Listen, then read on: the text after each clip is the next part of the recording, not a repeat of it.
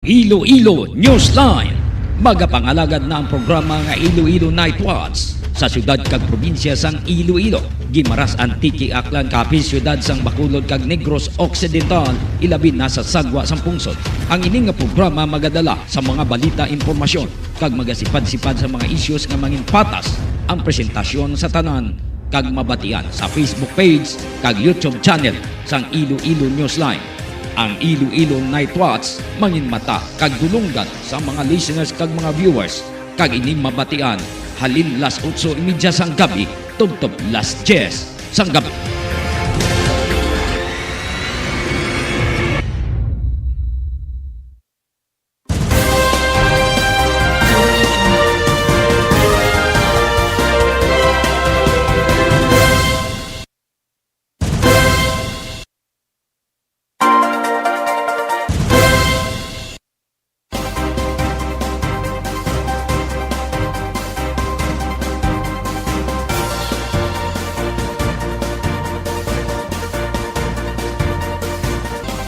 Mayong gabi, banwa mayong gabi sa atong mga listeners kag mga viewers. Kumusta na kamo mga ka-Newsline?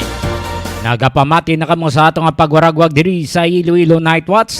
Mabatian kita sa Iloilo Newsline kag subong man sa Gimaras Newsline. Ara bagid back up ang Iloilo News Online. Palihog lang like, share and follow. Kag palihog subscribe sa YouTube channel sang Iloilo Newsline. Luzon, Visayas, Mindanao, syudad kag probinsya sang Iloilo, Antique Aklan kapis Negros Occidental, Bacolod kag Gimaras. Mayad-ayad nga gabi sa inyo nga tanan. Sa aton nga mga listeners abroad, kumusta na kamo? Palihog lang padala diri sa minsay, palihog lang chat o padala kamo diri sang inyo pa shoutout kaya aton ina nga pagabasahon. Palihog standby sa aton mga listeners. Kayo nato na na-check ang aton nga local pag-asa. Ibaloon tang sitwasyon sang panahon paagi sa atong weather specialist. Para mabala nyo kung anong sitwasyon buwas, anong tsimpo buwas. No? So yara na sa atong linya ang aton nga lokal pag-asa. Iloilo Newsline Weather Update.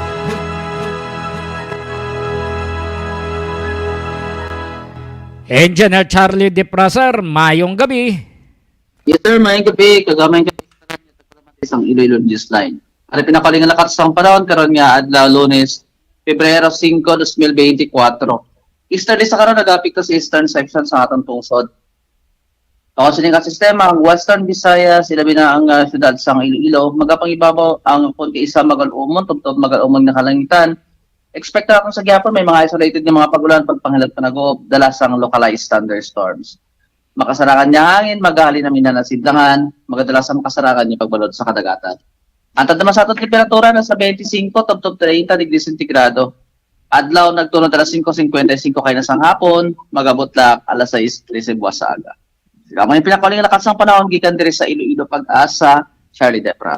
Why man kita sa may nasiplatan siya nga mga weather disturbance sa sagwa sa nga par? Yes, sa karon mayroong nga LPA sa guwas ang Philippine Area of Responsibility apang ini nga LPA manubuman sa mag sulod sa park mag-develop into tropical depression sir. Aga diri sa Western Visayas generally weather kita within 1 to 3 days. Ay, so mainit-init buwas sa syudad sang Iloilo. Yes sir, may mga pag-ulan pero mga isolated lang ang mga pag-ulan kung may aragin man sir. Okay. Engineer Charlie Deprasar, thank you so much kag mayong gabi. Welcome ang gabi sa luwan. Iloilo Newsline Weather Update. Nabatihan ang atong local pag-asa upod sa kay Engineer Charlie Depra.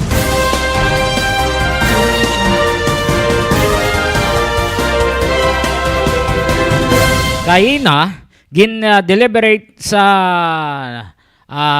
Senado ang parte sini sa plano nga charter change. Ang plano nga ilisan dira, i-amend ang iban nga provision sa ekonomiya, no, economics. Dira magasintro ang bylaw, no, pag-amen sang iban sini nga provision para kuno nga makahatag man sang ligwa sa aton nga mga foreigners kay ti permi ga out of town o kung out of the country gali si President Ferdinand Bongbong Marcos. May mga negosyante nga tuyo nga mag-put up sang ilang nga negosyo sa Pilipinas galing may mga kondisyones. Di kadamo na sang trip ni President BBM, no? Pero way pa mabalaan kung ano ang mga i-put up nga mga negosyo sa Pilipinas. Di ko mayara silang i-put up nga negosyo, kinanglan gid bala nga amendaro ng aton nga Philippine Constitution? Kinanglan gid bala nga amendaron ang aton nga 1987 Philippine Constitution kung may ara nga negosyante nga nagaplano nga magbutang sang iya nga negosyo sa Pilipinas. Kay isa sa mga ginaduso, no? Isa sa mga problema naton dire ang parte sa red tape ni sao, parte sa graft and corruption. Ang pagtapna ta sa graft and corruption kinanglan gid nga mindaron nato ng Philippine Constitution. Kung may magnegosyo, mag-put up sa negosyo, way tambalan kung kanong klase nga negosyo, kinanglan gid nga mindaron ng Philippine Constitution. Suno kaya former Supreme Court Chief Justice Hilario Davide, linya may mga kakulangan kita diri. Tiginanglan gid nga ligwaton ko nato ng konstitusyon na hatagan ta sang pabor ang foreigners. Base sa ulihi mabutang sa langalang ang mga Pinoy. Base sa ulihi ang magaproblema ang Pilipinas kag base sa ulihi ang iban nga mga Pinoy nga may mga malapad nga duta, base wala na duta. Basi magamhan na kita diri sang mga foreigners kay diri na sila maga-put up kuno sang ilang nga negosyo sa Pilipinas. Timpermerong inaproblemahan ang parte sa red tape, ang parte sa graft and corruption, ang amendaron ng konstitusyon. Tiambal sa mga mangin alamon nga mo sang una ini ang nagdihon sang 1987 Constitution, pareho kanday Father Bernas, kanday Chief Justice Hilario Davide, no? Kanday Mendoza, sino pa to, no? Nga madamo pa. Amo ang nanging resource person sang Senado. Siling nila na plastar naman na tanan-tanan. May mga provisiones dira nga makatindog para sa Pilipinas, no? Pabor sa Pilipinas, hindi kay pabor sa mga foreigners. Tiginatag naman nila. Nya dapat kung mayara gid man nga nagaplano nga mindaron ang konstitusyon, one subject, anong ang subject da, anong issue, no? Kagibutang ina sa resolution para nga wala sang talang, no, wala sang daw ala shotgun nga approach. Sakto man. Anong issue? Sa ekonomiya. Dira lang matuon. Hindi nga sila nga idawit mo to para sa pagpalawig sang inyo nga termino.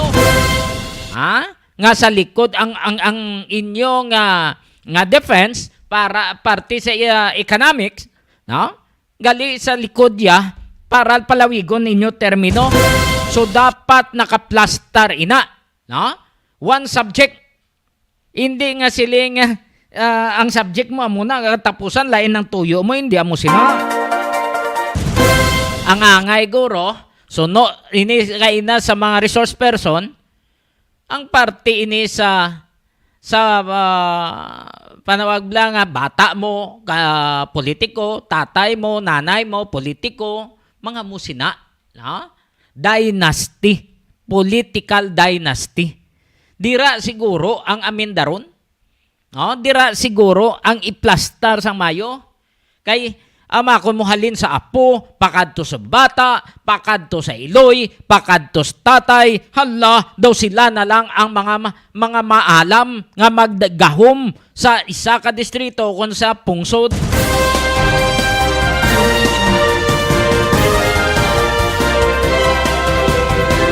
Di ko nagasako subong ang ibang congressmen, no? Parte sa People's Initiative. Ang iyaya ka Senado, hindi sila kun as ang ilaya Constituent Assembly. Di People's Initiative ang inadoso sang congressman. Hindi sila magsanto. Ha? Once nga hindi sila magsanto, ay delikado na. No? Hindi magpariho ang inyong astan. So no, sa mga resource person kay na nga gininbitar sang mga senador. Dapat pariho ang inyong astan. Gag dapat iplastar ini sang Mayo sang Senate President kag Speaker of the House. Para hindi labo-labo. Para nga wala sang question, hindi mabutang sa alang-alang ang aton nga mga kauturan kag ang ekonomiya sang pungsod. Kay kung maglabo-labo laban-laban linugaw gini. Tanawa, masako sa charter change ang aton nga mga politiko. Sa Pilipinas tuyo man nila nga magsiparar, pero hindi man tanan. Ang iban nga mga probinsya sa Mindanao, hindi sila pabor nga magsiparar. Kaya mo ini ang una nga ginbungat ni former President Rodrigo Roa Duterte. Hindi ako magamuma lang namin na ron yung Philippine Constitution, mas mayo guro matukod man kami sa Mindanao government. No? Ginsundan man dason si kondimosyon ni former Congressman Pantaleon Alvarez. Yung iban nga mga lideres to hindi pabor. No? Ang iban to nga mga probinsya ang magapabilin sila sa Pilipinas, ano na lang nakaroon? Hindi ayan mag-create sang kiyos sa pilakadlaw. So far, subong, okay pa. Wala pa sang problema. Suno kay Police General Benjamin Acorda ang PNP Chief. Yaway sa problema, subong, why sang kiyos. Under control, hindi magkabalaka ang aton nga mga kuturan. Yari ang porsyon sa pagpahayag ni Police General Benjamin Acorda Jr. Hindi po bang magkagulo kapag ipinagpatuloy yung gustuin na i-separate ang Mindanao to Visayas and Luzon, sir?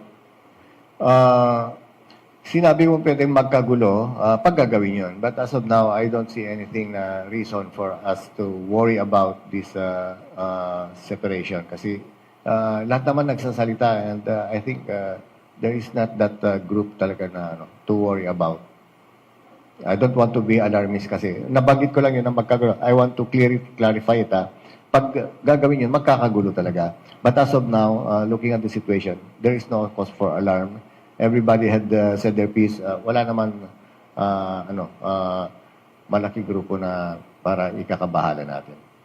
Pero sir, yung possible cause, ano yung pwedeng pagmula nito, gaano kalaki pag in-insist ito, sir? Yun ang mga tinitingnan natin na those who are talking about such interest of separating, may minomonitor natin.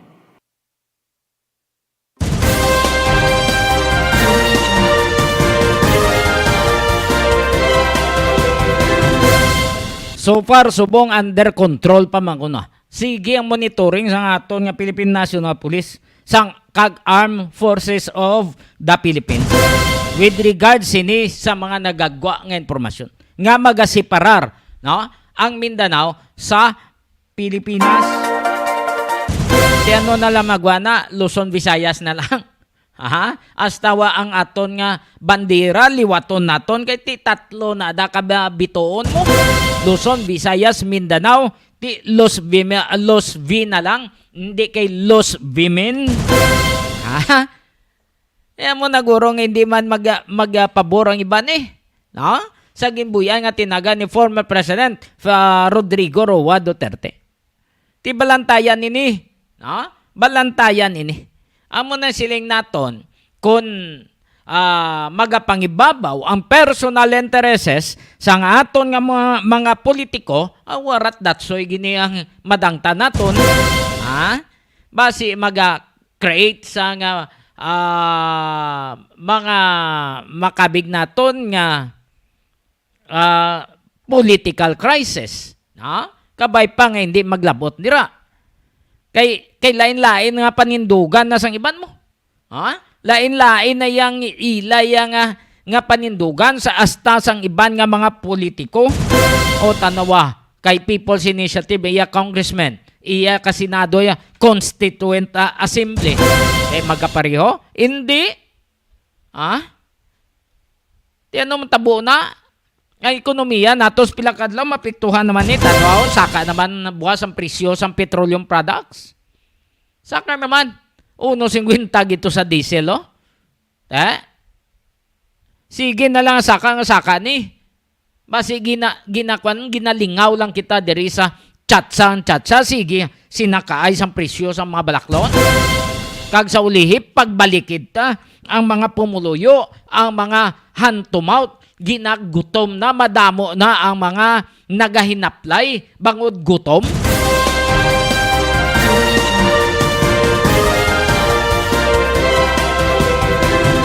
...24 na nakaligad sa alas 9... ...ginadulong sa inyo sa Pinang sa Flower Shop. Pinang sa Flower Shop na hamtang sa Isnat City proper ang ginapanagyan ni Mr. and Mrs. Cyril Takusalme.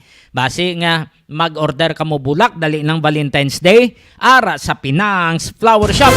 Gusto nyo mag-order sa ilang mobile numbers areo 0920-825-6483 0920-825-6483 kag 0916-786-8896 0916-786-8896 Pinang sa Flower Shop.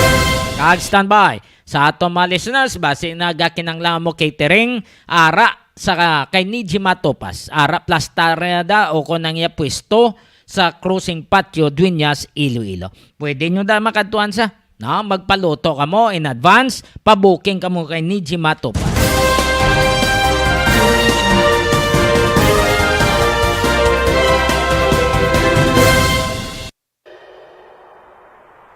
When we first arrived, we said we'd be more. And we were. We said we'd give you more. And we did. We even source 100% of our electricity from renewable energy, all while having the lowest rates in the country. But wait, no, that's not enough. This year, we're going to do more.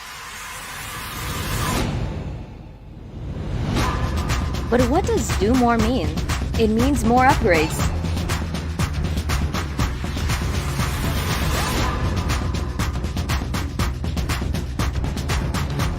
More trees, more mangroves, more fingerlings, more crops, and more fruits. More of her, more of him, more of you, more of us, more of her, him, you, and us, making this world a better place for them. More power is going to do more, because with more power comes great sustainability. Iloilo City's transformative platform known as Wheels by Mayor Jerry P. Treñas made a huge difference. Wheels stands for welfare, health, education, environment, livelihood, and sustainability. This highlights the remarkable projects and efforts that have been driving the city towards a more sustainable and empowered future. With Wheels, we had a long journey through the years. And now, we reached our destination of empowering Ilonggos for a sustainable future. This is Wheels, the arrival. Welfare is at the heart of the Wheels initiative. The eye care centers provide essential services to the community, with 5 operational centers and 6 more under construction.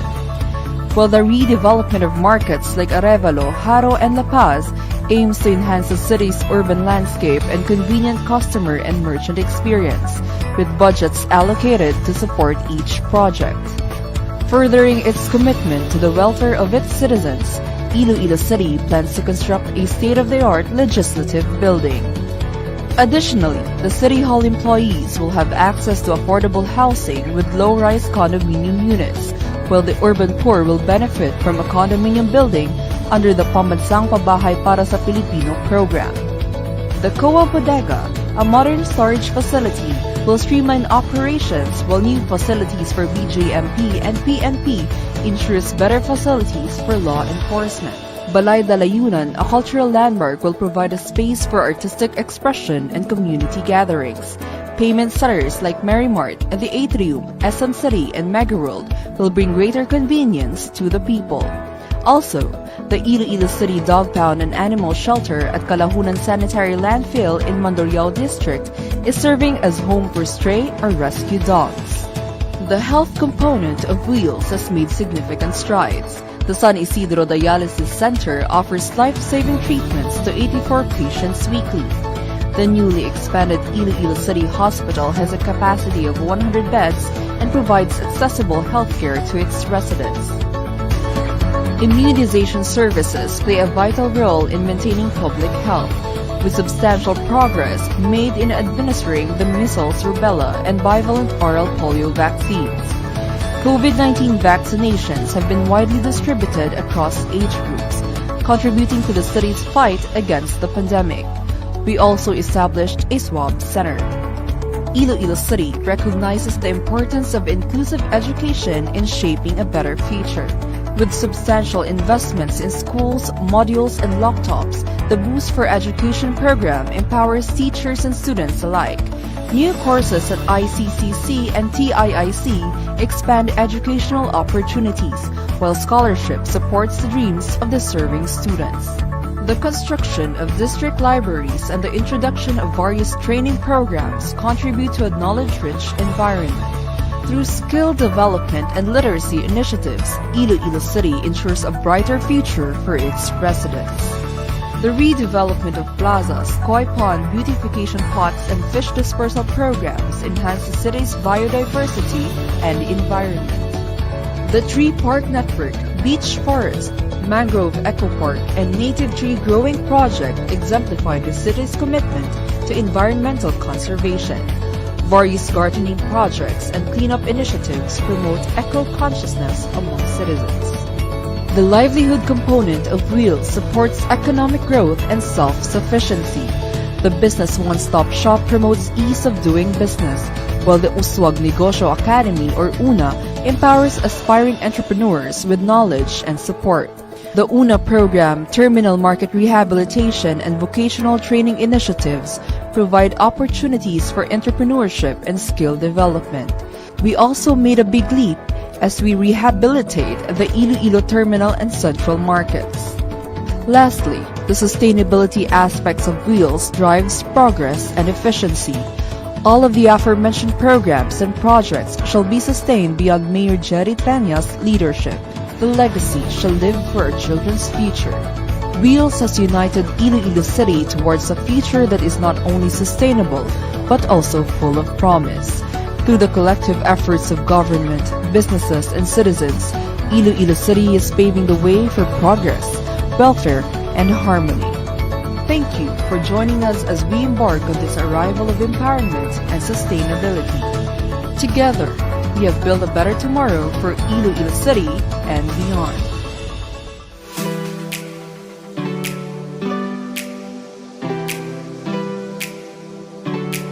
Gusto mo bala sa manamit nga donut nga dalon sa imo pamilya? Hindi ka na magbakal sa iban pa. Bungod bukas na para sa tanan ang Mars Pastries nga napahamtang sa sulod sang Ceres Terminal sa Barangay Kamaligaro, syudad sang Iloilo. Ano pang ginahulat nyo? Dali na! Mabakal na kita sa donut sa Mars Pastries. Pasalubong nga may pagpalangga sa imo pamilya. Mars Pastries. Barato na, manamit pa!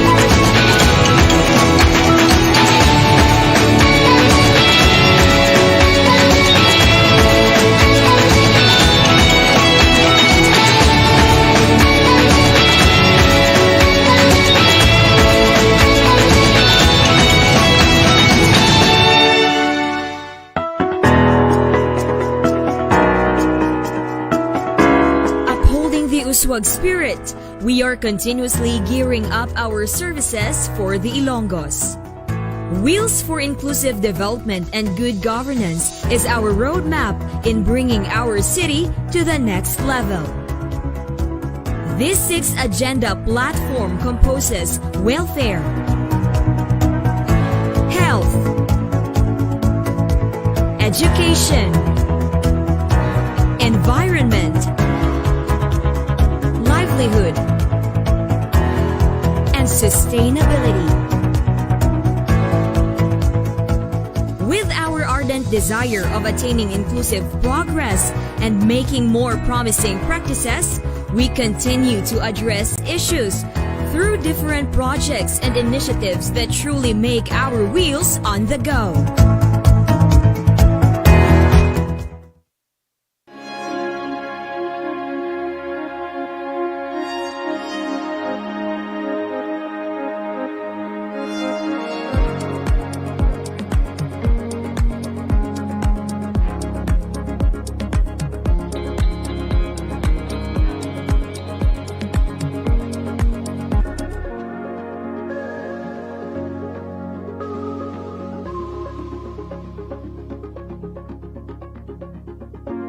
Our planet needs more.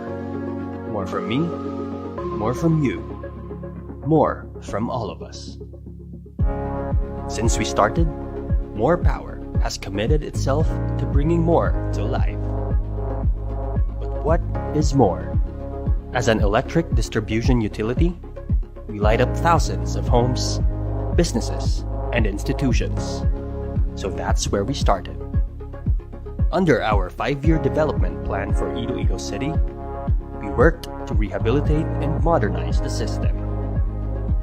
We conducted an overhaul of our distribution system by investing in state-of-the-art facilities. This made sure our system was more responsive on several levels. Repair and optimization of facilities to decrease power interruptions. Automated restoration to decrease downtime for 90% of these interruptions. A 24/7 response team present for the rest, and mobile substations to relieve overloading. These state-of-the-art technologies have a focus on sustainable practices, such as net metering services allowing consumers to export excess energy, cutting down their cost and increasing the use of renewable energy.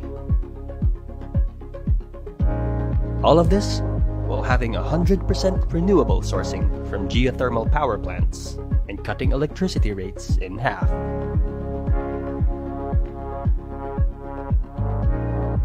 This made sure that the energy we supplied was more reliable, more accessible, more sustainable, and more affordable.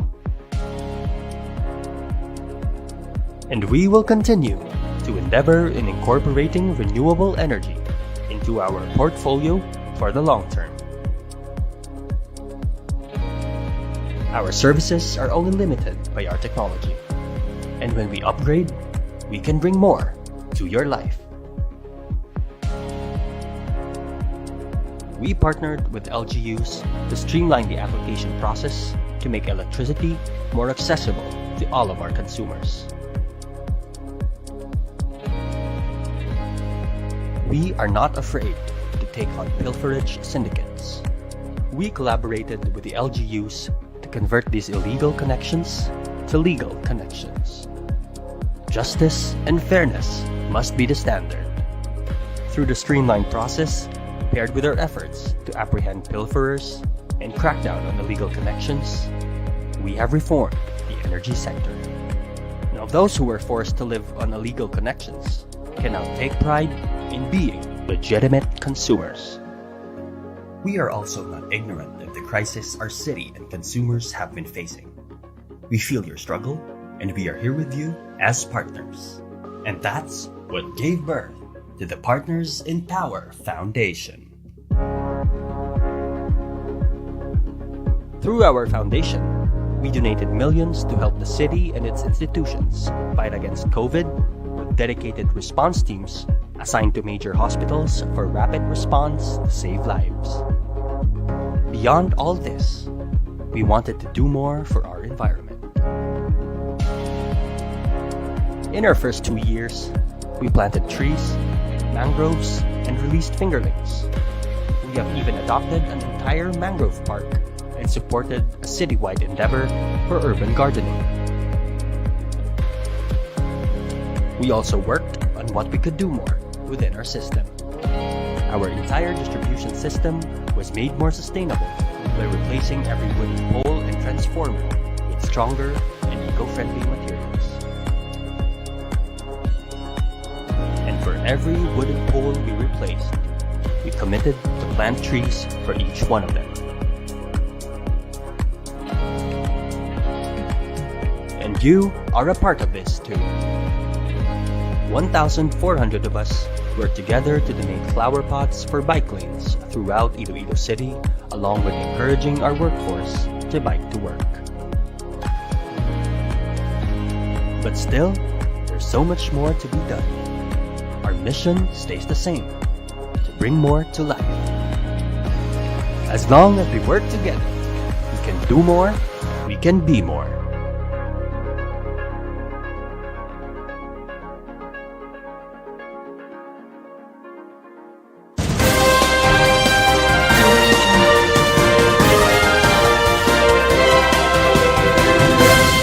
Cuarenta minutos na nakaligad sa alas 9. Time check, ginadulong sa inyo sa Vitron Animal Clinic.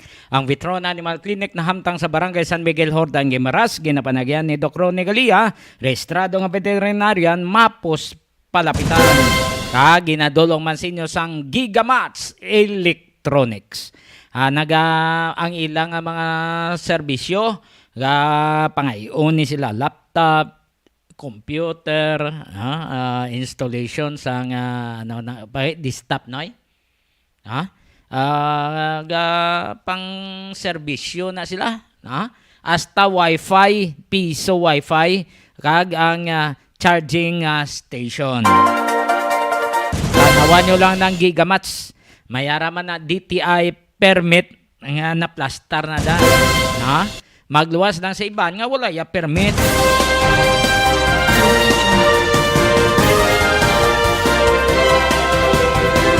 Si Senator Risa Hontiveros, nagapanawagan sa Commission on Election nga i-junk na kuno ang ining People's Initiative permanently.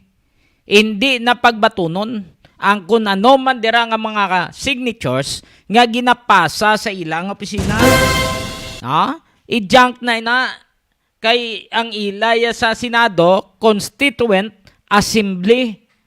Kaya mo nang gusto, no? Sang presidente, kag gusto sang kadaman, hindi kayang People's Initiative, ngang iban to nga perma, ginpang blackmail malang kuno, ang iban to nga mga pumuluyo, hindi sila nga ginambalan silang para ini sa charter change, waya, para ang iban dulit tupad, AX, perma ka lang diyo, ang ibang to gininganyo pa para hatagan 1,500 base sa resulta sa Senate hearing nga patawag sa Committee on Ways and Means ni Senator Amy Marcos. Tisunod sa kay Senator Amy Marcos, ang mga testigo mo mismo naghambal nga ginpangatagan sila 1,500. Mayarang tag 1,000. May ara nga tag 150 lang ginatag. Kag may ara man niya nga ginpasalig nga paubrahon, no, hatagan na ayuda sa AX. Yamakon mo na. Ti kung way na sa likod sang permahanay, makaya sang isa ka ordinaryo nga tawo nga mangbayad para nga makatipon, no, sang perma sa kada distrito. Masarangan nila hindi. Sinuda nga pilantropo nga makasaramang hatag-hatag amo sinaman para makatipon sang perma kung wala sang budget kagun wala sang tabo nga nagasuporta. Yari si Senator Risa Hontiveros, parte ini sa panawagan sa Commission on Election. To make our critical industries and institutions and our irreplaceable resources vulnerable to foreign takeover and exploitation. Sa bagay, mas madali kasing sisihin ang walang kamalay-malay na dokumento kaysa sisihin ang mga totoong dahilan. Korupsyon, red tape, malabong burokrasya, at mataas na singil ng kuryente ang nagtataboy sa mga lokal at dayuhan na investor. Walang pananagutan ang 1987 Constitution sa mga bagay na yon. Una sa lahat, yung sinasabi nilang restrictive di umano, hindi po yan totoo. Bukas na po ang ating tindahan, ladies and gentlemen. We have introduced numerous legislation that have already liberalized our sectors. Ilan lang dito ang RA 10641 or amendments to the Foreign Bank Liberalization Act, the Retail Trade Liberalization Act, the Public Service Act, the Foreign Investments Act. So much of the Philippine economy is already open to foreign participation.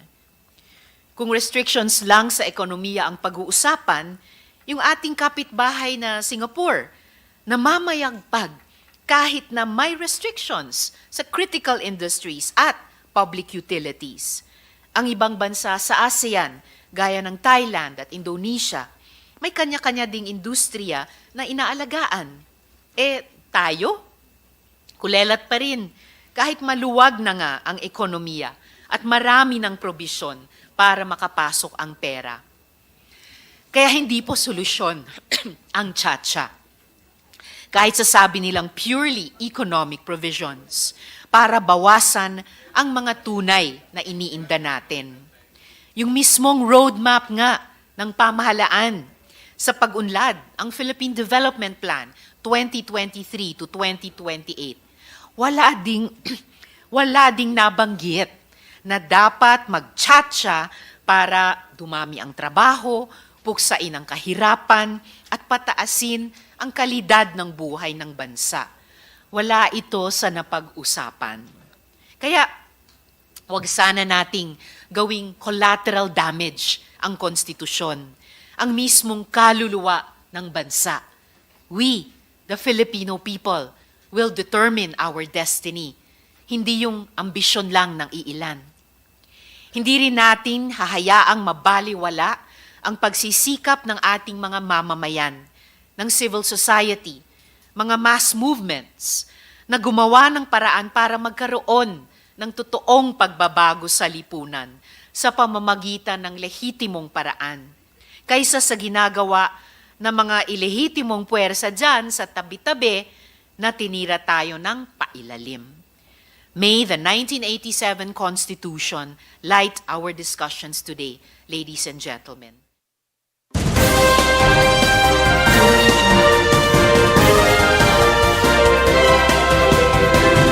So amo tong ambal ni Senator Risa Ontiveros.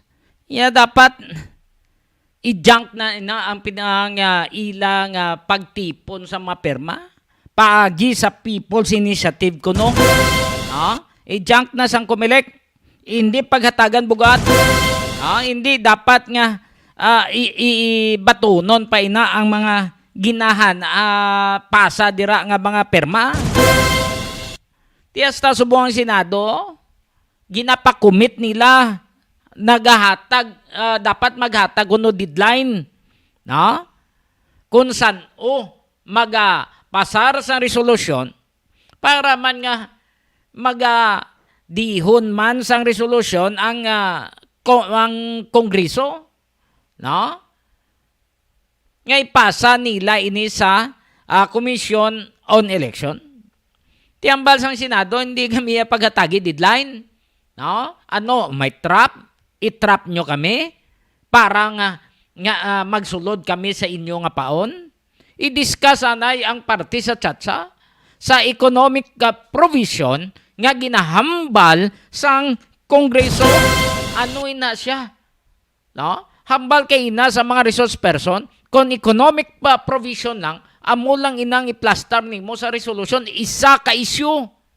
Hindi pwede nga duwaon mo 3 ka issue. Dapat separado naman nga resolution.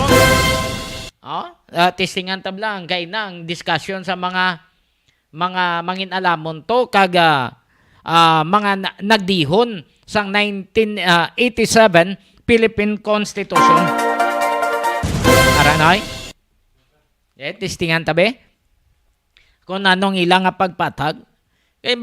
Nakabati kita kinam. Maatag ang ilang pag-explain. Hindi sila nga may aragin man nga nagapangurakot. Islanta ng aton nga Philippine Constitution. Iamindaranta na ang provision dira kay damo kurap. Pareho man na damo adik. Illegalize ta na ang illegal drugs. Do tinuntuhan na yung obra, do pakahapos na niya.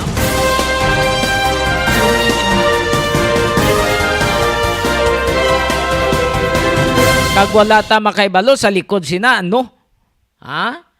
mapuno ila bulsa, bastante sila mga pumuluyo, yan mo makalulooy.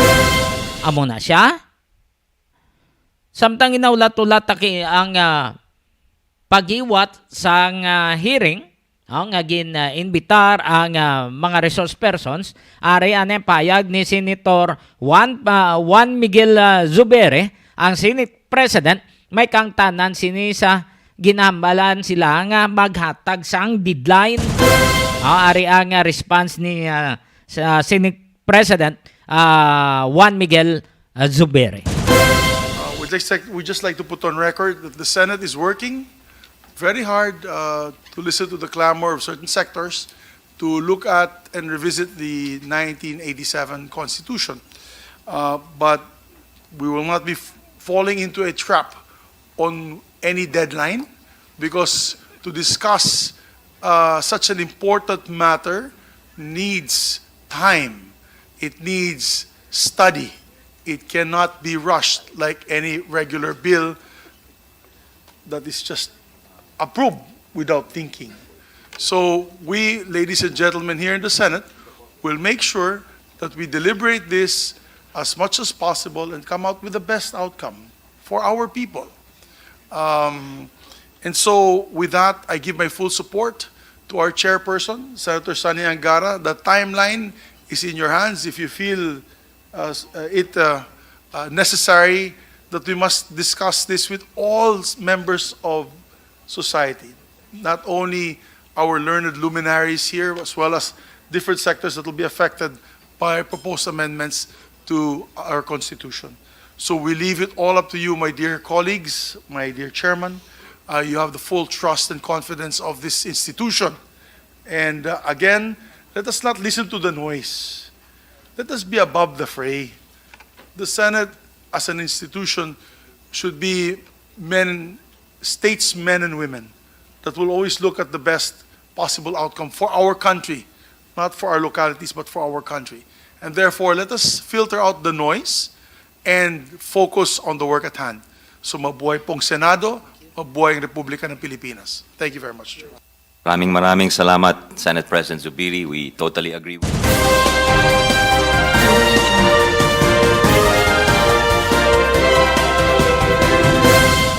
Si Senator Juan Miguel Zubere, Senate President. So mo tambalya, nga ginatugyan tayo ni subong sa chairman, no? Sa kay Senator Sani Angara, ang tanaw sang Mayo, no? Kung ano ang panindugan sa mga pumuluyo, sa nga ila sini nga mga resource persons, nga iban sa to sa ila, amo mismo ang nagdihon sang 1987 Philippine Constitution. Tiling nila may mga safeguard naman nada. Mayara naman nada na plaster nga mga provision. Ano pang kinanglan nga amin daron? Ang sa economic provisions. Hatagan mo sang full nga kanabi nga ligwa ang mga foreigners nga angkon sila sa properties 100%. Amo na siyang gusto ninyo. Tiano matabos pila kadlaw sa mga Pinoy. Subong pa lang nagahangla na kita sa kapigaduhon, sa kamahal, sang bugas, kalamay, karon kung mahatagan pa nimo sang 100% ang makapanag-iya sa properties ang mga foreigners. Ano matabo sa mga Pinoy? Dugang gutom naton di. Ha? Dugang gutom sa ngaton ng mga pigado nga mga sectors. Basib lang pilang nahot lang nagapamasura dira kag iban nga mga pagkaon nga makitaan nila sa basurahan, ginaluto, hugasan nila, naluto pa para kanon sa ila pamilya. Basi magdamo na. Basi magdagsa na. Kayo na sang kalanon mo. Waay na sila sang pamugunan, no? Waay na sila sang duta. Hindi yan nga mangin na problema sang pungsod.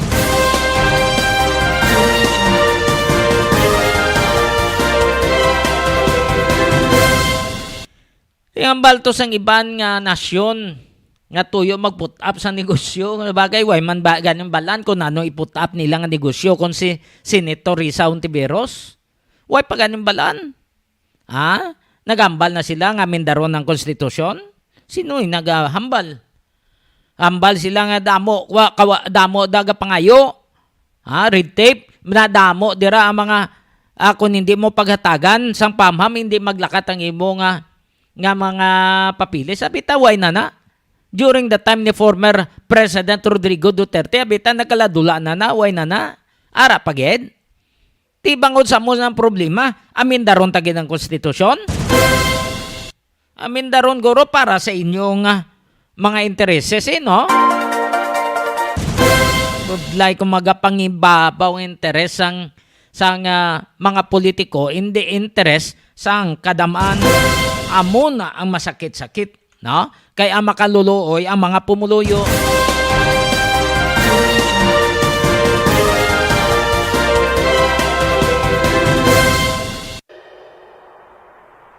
When we first arrived, we said we'd be more.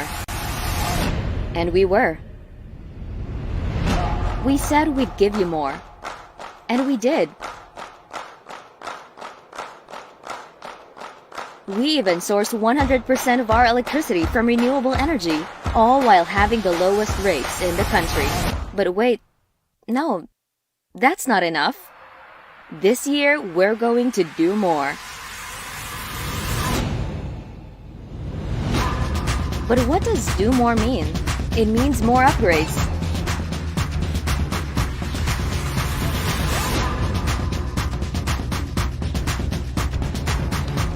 More trees, more mangroves, more fingerlings, more crops, and more fruits. More of her, more of him, more of you, more of us, more of her, him, you, and us, making this world a better place for them. More power is going to do more, because with more power comes great sustainability. My heart beats to the sound of the drums of our Ilonggo warriors.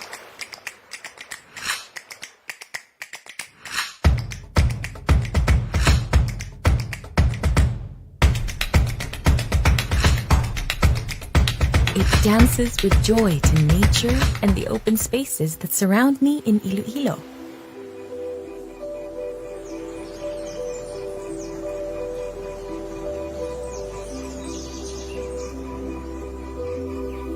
My heart is filled with love for the warm people, our culture, and heritage.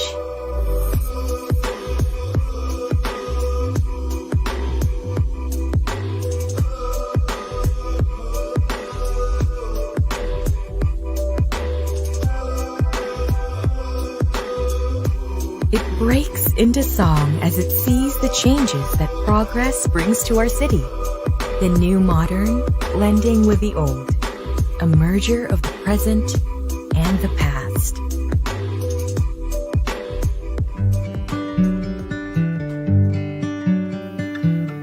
My heart is full as dreams are fulfilled here. Everything I need and want is here.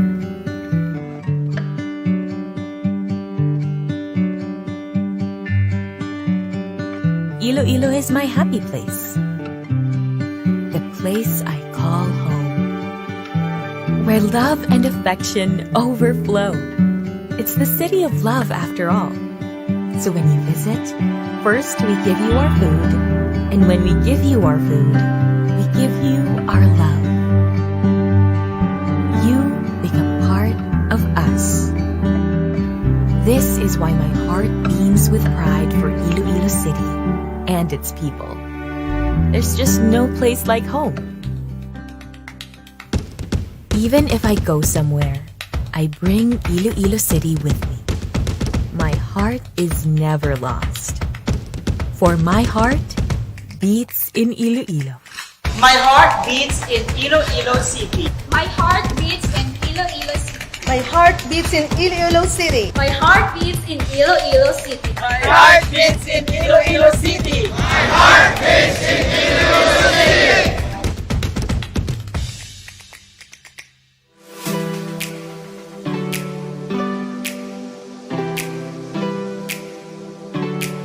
Gusto mo bala sa manamit nga donut nga dalon sa imo pamilya? Hindi ka na magbakal sa iban pa. Bungod bukas na para sa tanan ang Mars Pastries nga napahamtang sa sulod sang Ceres Terminal sa Barangay Kamaligaro, syudad sang Iloilo. Ano pang ginahulat nyo? Dali na! Mabakal na kita sa donut sa Mars Pastries. Pasalubong nga may pagpalangga sa imo pamilya. Mars Pastries. Barato na, manami pa!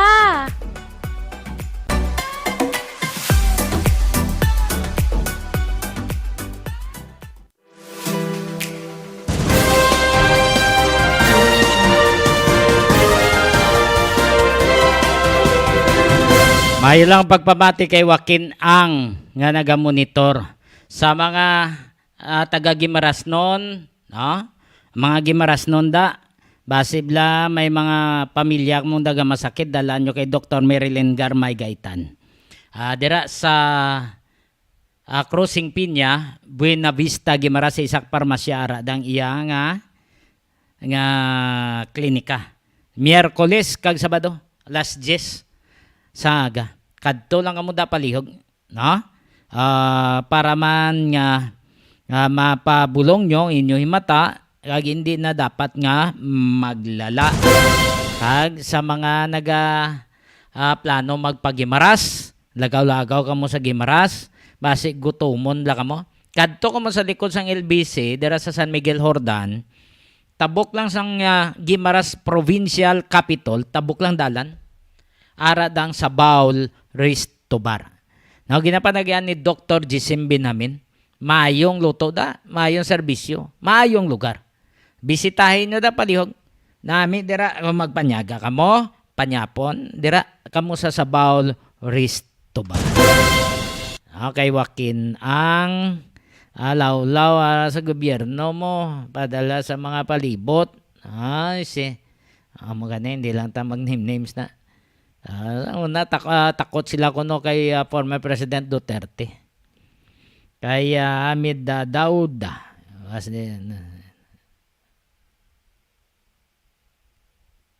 Oo.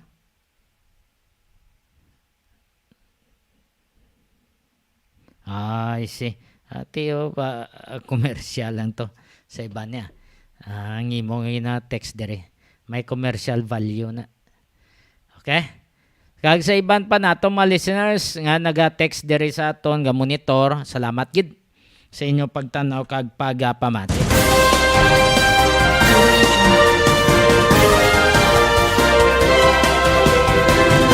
So pamati gid kita ginanglan mangin wais kita sa sining ugada parte sa charter change ni, no?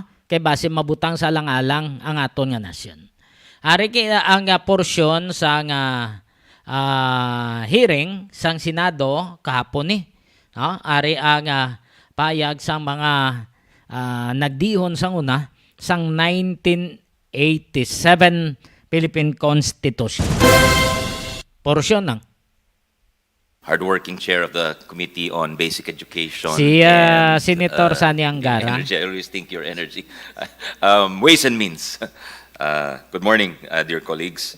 Thank you for your trust and the chairman's trust in having me chair this committee. We'd like to acknowledge our very distinguished guests, and we're very fortunate today to have them with us. We have them in person as well as online. We have no less than former Chief Justice Hilario Davide Jr., who is we will refrain from debating on this issue, pero yung ceasefire po does not mean cease working or stop the PI inquiry. Kasi syempre, kung may nakita po tayong sablay, Okay. matawa si Senator, Senator Bato kasi Joel dami na niyang Villanueva, nakitang no? sablay eh. Pag may nakitang sablay ang Senado, talagang iimbestigahan po ito. Hindi naman tayo magkikibit-balikat.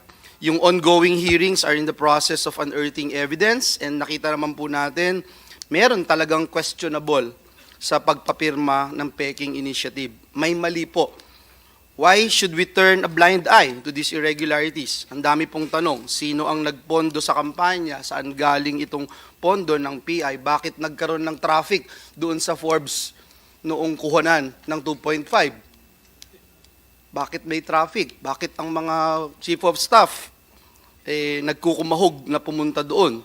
Ang PI mo ng People's Initiative. Mr. Chairman, ayaw natin na masayang yung salapi ng taong bayan. Kaya ho tayo narito ngayon to make sure that we will hear this exhaustively and with transparency. The people have the right to know if their money is being used properly for their benefit and not for the benefit of a political agenda. Ang gusto kasi nung iba, forgive and forget na lang. Hindi naman po tama yun. Hindi na kami magsasalita tungkol sa PI, but we should let the witnesses speak and we should let the evidence speak.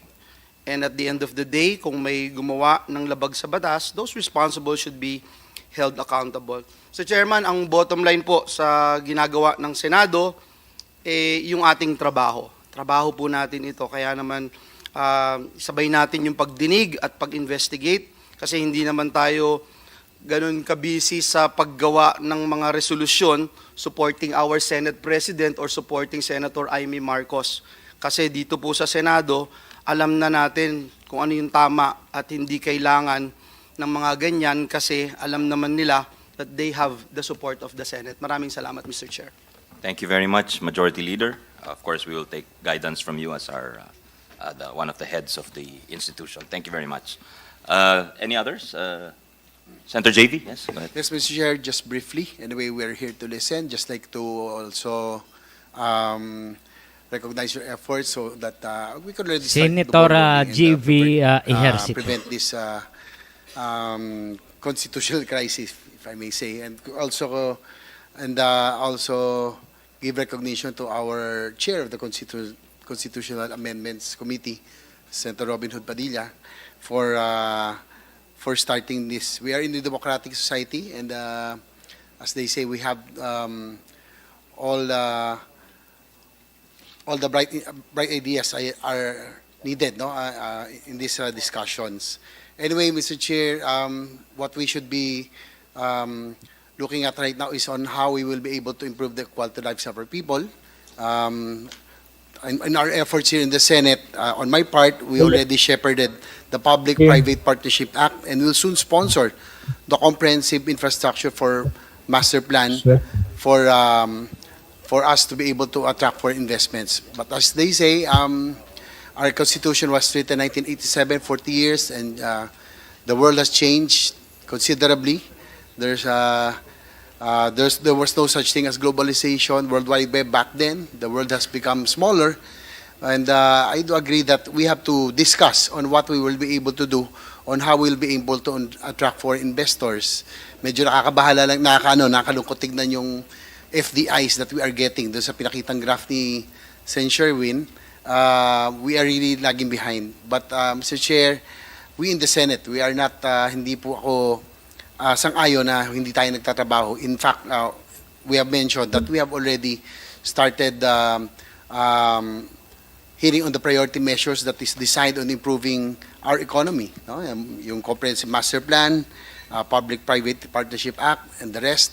Again, we have to look into infrastructure, energy, and a lot more things that need to be prioritized so that we will be able to stimulate economic growth and provide jobs and opportunities to our people. So again, Mr. Chair, I congratulations in advance, no, for having this hearing. By the way, thank you. Thank you very much, Senator JV, for this.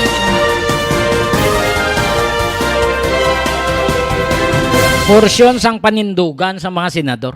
So hindi sila sangayon na hindi sila pabor parte sa PI ni People's Initiative. No? Hindi sila pabor sa People's Initiative. Kaya nga, ang nagmanipulate ko, no, kalabanan congressman ang sa likod, hindi kay ginpamunuan sa mga pumuluyo, sa mga ordinaryo nga mga tao. May ara nga kwartahanay, may ara nga bariranay na ding nagkalahinabo. Amo ni karon ang ginatanaw sa aton nga mga senador. Ginakusaran pa to mga senador nga puluton lang spatyo. So, mangin attentive kita na di. Mangin wais kita na di. Mangin bantayan naton ini. No? Ang mga nagkakalinabo. Kay base pagbugtaw ta. Singga panagiya, iba ng nasyon. Sa Pilipinas. So, hindi kita na pabor. O, tanuan nyo bla? Nawili kita sa chatcha. Tanawa ang ginahimo. Subong sang Chinese Coast Guard sa aton. Hasta sa mga mangingisda ta. O, ginabuli na nila. Sige siya gyapon pagpangharas sa West Philippine Sea.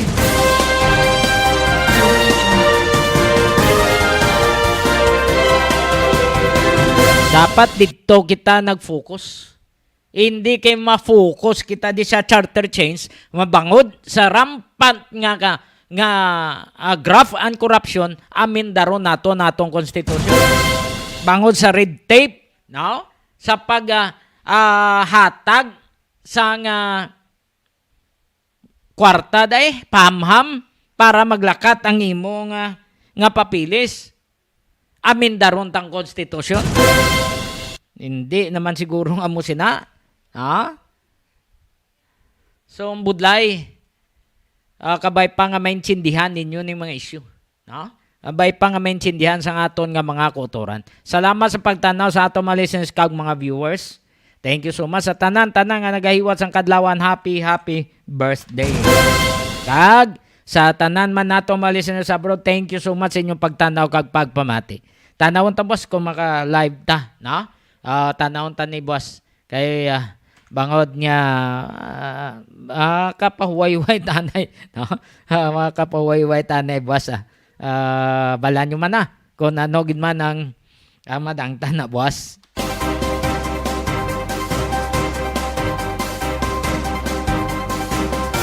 Sa tanan-tanan nga nagaiwas ang kadlawan, belated happy birthday man sa kay Nonoy Benito. Kay Jinjin, belated happy birthday. Sa iban pa nga nagahiwas ang kadlawan, happy birthday. Wala na kita sa tinyon sa atong pagpangalagad. Opo na ito to boy Jeff Cagno na MJ atong technical partners. Ini ang inyo alagad, Johnny Yanson Diaz. Madamo nga salamat kag mayong gabi Pilipinas para sa Iloilo Newsline.